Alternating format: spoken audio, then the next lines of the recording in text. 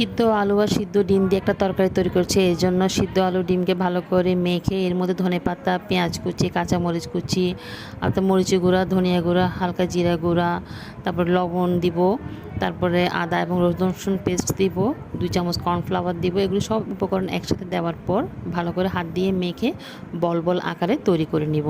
এবার একটা ডিমকে ফেটে এই ডিমের মধ্যে বলগুলোকে ভিজিয়ে নিব। ভিজিয়ে নিয়ে এই বলগুলোকে আমার ডুবো তেলের মধ্যে ফ্রাই করতে হবে।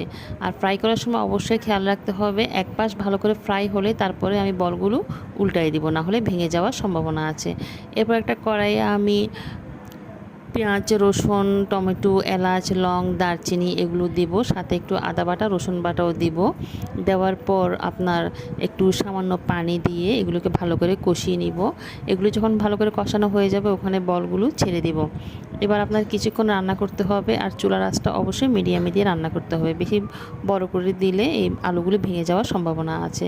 এবার কিছুক্ষণ পরে আপনি কাঁচামরিচ, ধনেপাতা দিয়ে নেড়ে চেড়ে নামিয়ে ফেললে তৈরি হয়ে যাবে ডিম এবং আলুর বলের তরকারি।